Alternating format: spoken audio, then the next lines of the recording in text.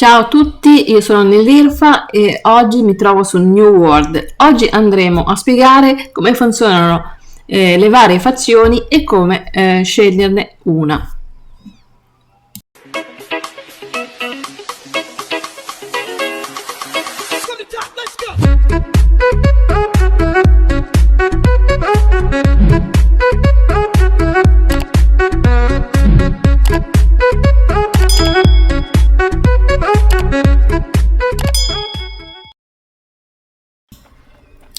Al centro del lato social di New World ci sono le tre fazioni, ovvero organizzazioni composte da giocatori affini e PNG con le motivazioni e piani diversi per il futuro dell'isola. All'interno di ciascuna fazione i giocatori possono formare o unirsi a gruppi chiamati compagnie. La scelta della fazione determina con chi combattere e contro di chi nel PvP e i vantaggi che potrai ottenere se la tua fazione o compagnia controlla insediamenti e territori. Ora vediamo nel dettaglio quali sono appunto queste tre fazioni. La prima è contrassegnata dal colore verde. Sono esempi viventi del credo volere è potere. I predoni sono una forza militare spietata che mira a stabilire una nazione libera, in cui chiunque abbia la forza e la determinazione di rivendicare qualcosa possa farlo. Poi col colore viola abbiamo i sindacati. Questi operano nell'ombra e gestiscono i segreti. I membri del sindacato usano la loro infinita scaltrezza e intelligenza nella ricerca di una conoscenza proibita. E infine abbiamo col colore giallo i confratelli. Sono difensori divini guidati dalla passione e dalla fede profonda, nella luce della scintilla. I confratelli lottano con lealtà e giustizia per le anime di tutti gli esseri viventi in difficoltà. Quindi ragazzi, andando ad aprire poi la mappa, come potete vedere abbiamo i tre colori, come ho spiegato prima, sono associati appunto a queste tre fazioni.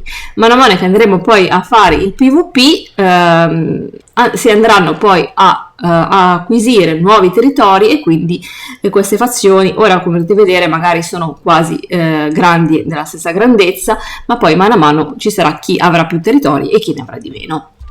Quindi quando saremo in città verso circa il livello 8 ci sarà chiesto di fare una scelta, quindi andare a scegliere la nostra fazione di appartenenza. In città troverete tre banchetti contrassegnati dalle bandiere di questi colori che vi ho appena spiegato e potrete effettuare la vostra scelta. Ora vediamo cosa va a comportare le differenze quindi tra una fazione e l'altra e cosa comporta questo tipo di scelta. Innanzitutto, una volta che avremo effettuato la nostra scelta, possiamo accedere alle quest o missioni, chiamatele come volete, per quanto riguarda la nostra compagnia o fazione. Quindi avremo delle missioni aggiuntive. Come seconda cosa, poi, se vogliamo andare a fare il PvP, quindi ciascuna compagnia è responsabile delle operazioni giornaliere di un territorio. Il vero controllo è detenuto dalla fazione a cui essa appartiene. Facciamo un esempio: se la tua compagnia vuole conquistare un territorio occupato da una fazione avversaria, quindi facciamo un esempio, tu sei verde e vuoi andare a occupare un territorio giallo, bisogna a questo punto dichiarare guerra a quel territorio.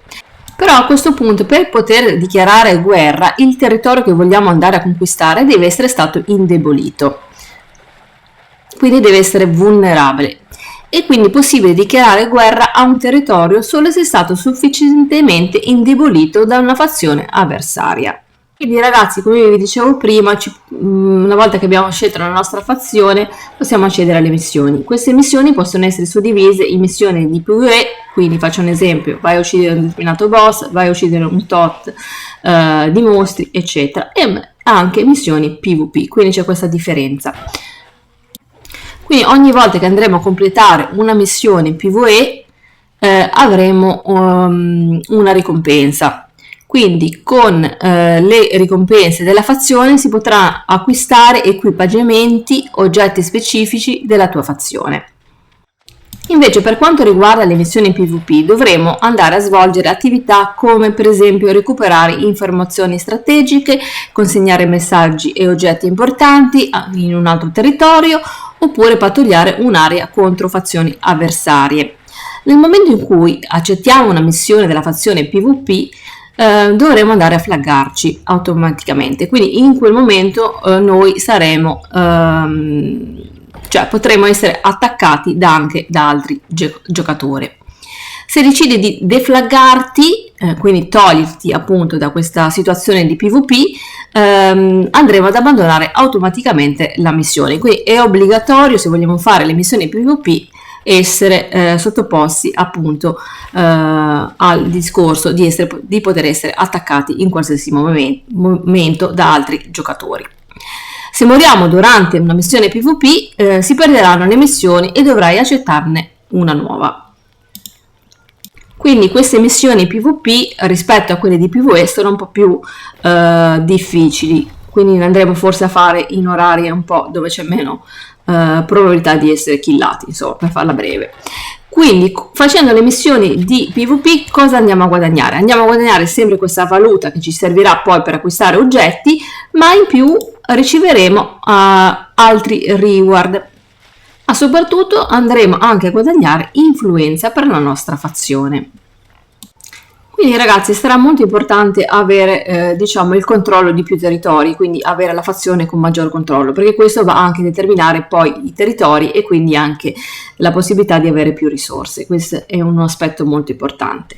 Però c'è da dire che è anche calibrata questa situazione, nel senso che la fazione che poi si troverà più indietro, quindi con meno i territori, alla fine non sarà una fazione considerata sconfitta, ma sarà una fazione tra virgolette minore.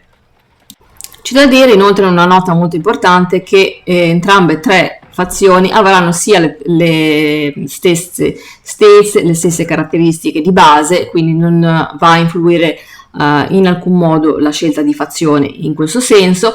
L'unica cosa che va a cambiare è l'estetica. Ora vediamo le tre armature che differenziano da una fazione all'altra. Dunque, allora, queste sono le tre armature. Come vi spiegavo prima, sono soltanto la prima differenza, sono appunto le armature, magari qualche oggetto, le skin che possono differenziarsi tra una fazione e l'altra. Per il resto rimane tutto invariato, quindi tutto uguale. La prima è quella dei predoni, poi abbiamo la seconda è quella dei sindacati e l'ultima è quella dei confratelli, quindi quella che vi piace di più, magari in base anche a questo fate la vostra scelta. Naturalmente vi ricordo che se volete poi giocare in PvP, cosa che sarà abbastanza importante poterlo fare, se giocate con un amico, mi raccomando, se volete giocare comunque con un amico, mettetevi d'accordo di scegliere la stessa fazione. Quindi, appurato il discorso che non ci sono sostanziali differenze se non estetiche, posso dirvi che non ci saranno anche buff diversi passivi in base alla fazione scelta e nemmeno le armi e armature delle fazioni dal punto di vista delle statistiche saranno differenti. Spiegato tutte queste cose, è anche fondamentale riuscire a trovare una gilda o compagnia, perché qui vengono chiamate così, che appunto va a scegliere poi la vostra stessa fazione, o comunque informatevi prima sulla gilda e in base a quello fate una scelta. Quindi una cosa molto importante, un aspetto molto determinante è l'influenza, come vi spiegavo prima. Infatti più avremo la stessa influenza di un'altra fazione, più avremo la possibilità di dichiararle guerra. Dunque ragazzi, una volta che noi abbiamo fatto la scelta della nostra fazione, quindi ne abbiamo scelta una di queste tre, non possiamo cambiare subito idea, perché dovremo attendere ben 120 giorni per poterlo fare. Questo perché naturalmente non si vuole andare squilibrio al gioco, perché sennò in alternativa i giocatori andrebbero a vedere qual è la fazione più forte e quindi andrebbero tutti quanti in quella lì. Quindi abbiamo a disposizione la possibilità, per fortuna, di poter cambiare idea, ma devono passare dalla nostra scelta ben 120 giorni. Quindi state molto attenti insomma, di fare questa scelta con un certo criterio. Quindi riassumendo, io vi consiglio di fare una scelta ponderata, nel senso di prima di tutto informarvi su quali gilde esistono italiane su questo gioco e in base a quello magari stabilire poi la fazione, cioè nel senso che magari la gilda apparterà a una determinata fazione, quindi in base a quello fate la vostra poi scelta. Quindi cercate di informarvi prima per quanto riguarda questo aspetto delle gilde, perché la quest dovrebbe arrivare intorno al livello 8 o 10, se non ricordo precisamente, comunque è abbastanza all'inizio. E poi in base anche ai gusti e le scelte dei vostri compagni o ai vostri amici con cui andrete a giocare insieme. Ok ragazzi, per oggi è tutto, spero di essere stata chiara. Se avete delle domande, come sempre vi chiedo di scriverle qui sotto. Se vi piace il gioco, se lo state provando, se lo andrete ad acquistare, fatemelo sapere sempre qui sotto nei commenti, e naturalmente vi chiedo di mettere un bel mi piace a questo video e di iscrivervi al canale se ancora non l'avete fatto. Ciao a tutti e alla prossima!